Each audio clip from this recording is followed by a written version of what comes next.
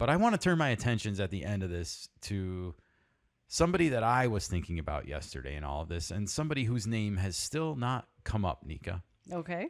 And that is Jim Devlin. Do we have his slide up? Jim Devlin, as you can see, was born in 1849 and died at the age of 34 in 1883. So that's before all these things we were talking, before Joe Jackson. 50 years almost before the whole Black Sox scandal.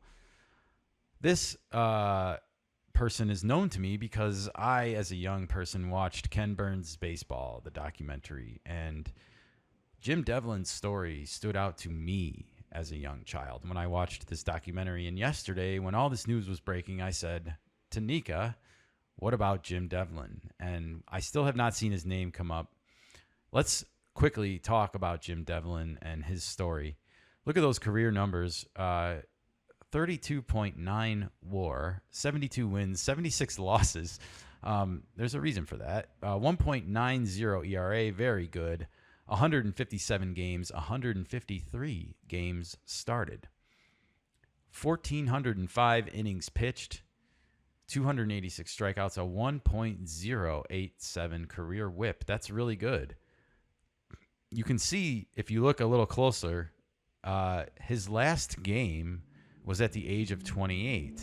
And that's because Jim Devlin, after the 1877 season, was suspended for life by the National League at the time. There was no American League, and there was no Commissioner of Baseball's office or anything like that. So, but there was a National League president. Okay, so was this just one league?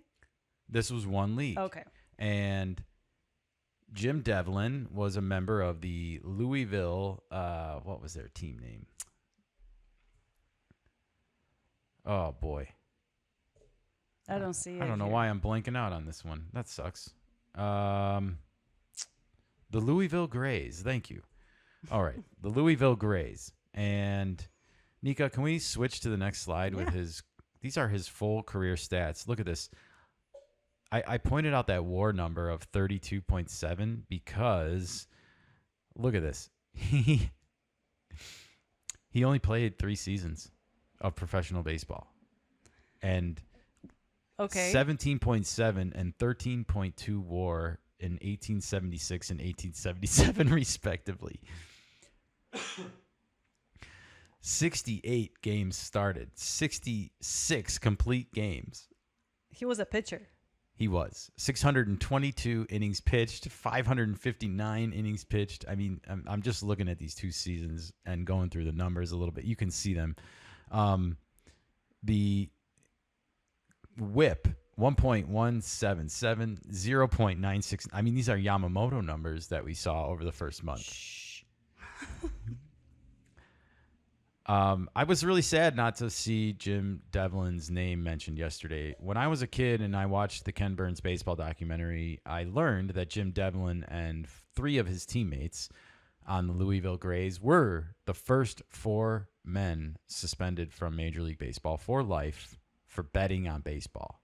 So who had the authority to suspend them? The president? The National League president did it at the time, and he very famously, Jim Devlin, apparently begged and pleaded on his hands and knees, and you know, he did the whole apology tour. He did what Pete Rose never did. Okay. You know, and that's why I think people are still mad at him, is because he never got down on his hands and knees and said, "Hey, please forgive me." You know, it was only for his benefit. It was like he admitted finally that he bet on baseball like a week before the book came out that he wrote that was admitting that he bet on baseball. So people took that the wrong way. Sure. And I don't necessarily blame them for that. But I do think Jim Devlin should be looked at differently today because Jim Devlin did all the things that a lot of people are mad that Pete Rose didn't do. Okay, so in your opinion, the reason that his name wasn't mentioned or wasn't brought up with those 17 guys that get cleared up now is because there was no commissioner.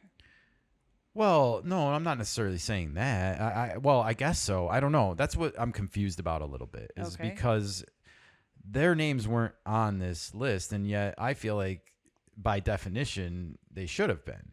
And I don't understand if there's some kind of, again, technicality. We've used that word a couple times on this show. I don't know if there's some kind of technicality that is sort of causing this to happen, causing this whole, I don't know.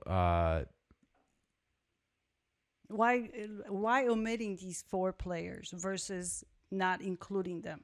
Yeah, I don't know. It's a great question right now, I think. And that's a question I have. Like I said, I caught myself thinking about this person yesterday to the point where I had to like look up everything I remembered about this story. And it was all proven to be true, including like the legend that he was on his hands and knees begging for forgiveness. This was all told in chapter 1 or inning 1 of the Ken Burns baseball documentary.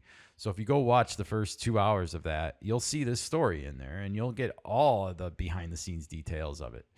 And I just think, I was thinking about him yesterday. Like, what about Jim Devlin? I know it goes back. 1876 was a long time ago, 150 years almost. That is a long time. But I do think we owe it a little bit, if we're doing this, to do it all the way. And that goes back to the original sin, right? This is the original sin. These were the original people that were punished for gambling. And it's okay, I guess. It's okay to forgive, I think, in these instances.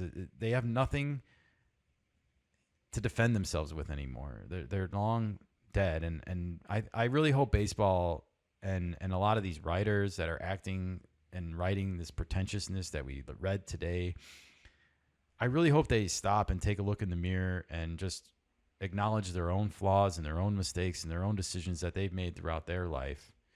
And we can all admit we're not perfect. We've all done things that we regret. And we're still here. We're still breathing and we're still living. And we are all carrying those weight of those decisions with us. Oh, yeah. And I don't think it was any different for these people, for Pete Rose, for Jim Devlin. Jim Devlin was banished from baseball at the age of 28. He was born in 1849 and apparently loved baseball all his life and begged and pleaded for forgiveness for this to be changed. It never was. He died at 34.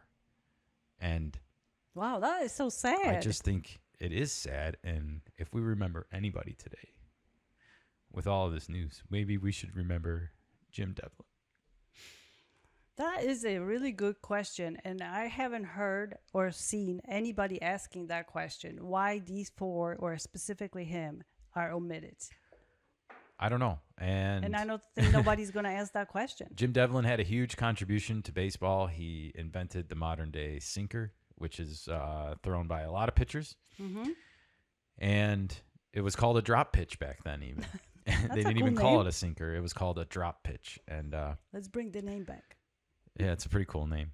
In 1877, Jim Devlin was the only pitcher on the roster, and he threw every pitch of his team's 61 games, the only pitcher ever to do so in a single season. Wow. Every pitch of his team's games. And this was the season after which he was suspended for life. It's nuts. Well, I just wanted someone out there to know that I and Nika were thinking of Jim Devlin today with all of this news about Pete Rose coming out. Everything's being made about Pete Rose, and I think that's the one thing that the baseball writers are missing here. Joe Jackson should be the headline today.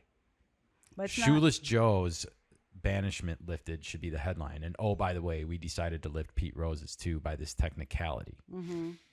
But it's all about Pete Rose today. And there's very little limelight being put on Shoeless Joe Jackson. And there's absolutely zero mention of Jim Devlin today. And that's only true if you haven't heard this show. Because now you do know about Jim Devlin. And you might Google him and learn a little bit more about him. Yeah, that's great. That's a great point. It looks like Dylan Cease, by the way, when he had his mustache with the White Sox a couple years ago and the short hair. Oh, he does look like Dylan Cease. I think Dylan Cease just looks like an 1880s ball player with that look. That's awesome. Yeah.